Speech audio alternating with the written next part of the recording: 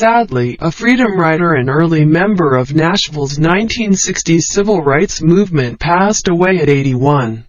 Ernest "Rip" Patton's cause of death is not revealed at this time. Rip Patton's death was confirmed by the director of the Freedom Rides Museum in Montgomery, Alabama, Dorothy Walker, on Tuesday, August 24, 2021. Dorothy Walker had a personal relationship with Patton over the past years. Walker said, "All the times I've gotten to hear him speak.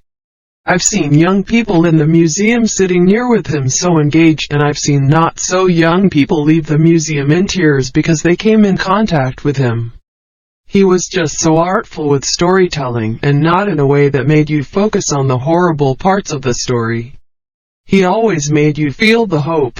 Walker also added that Patton was a talented and devoted storyteller, pulling people into history with a participatory way of engaging audiences. Ernest "Rip" Patton Jr. had an interview on receiving a Human Rights Lifetime Achievement Award presented on December 10, 2020.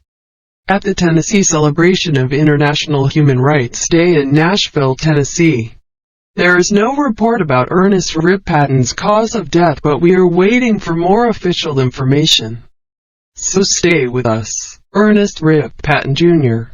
was one of several college students who had taken part in lunch counter sit-ins in demonstration of exclusion and unequal service in Nashville's civil rights era. He said in 2017 that he acted as a runner during these demonstrations. Ernest "Rip" Patton ran from storefronts to payphones, calling in each arrest of his fellow protesters to First Baptist Capitol Hill Church, where protests were being organized. Those at the church would send in more students to refill the stands.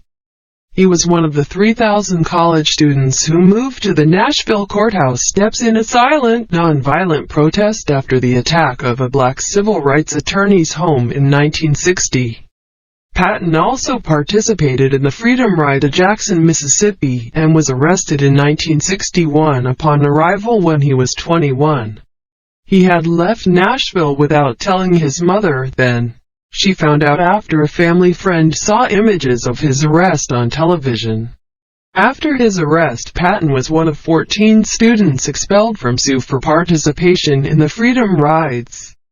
Although he never finished his study at Tennessee State University, he pursued a jazz music career and continued sharing his story and supporting on behalf of civil rights in Nashville.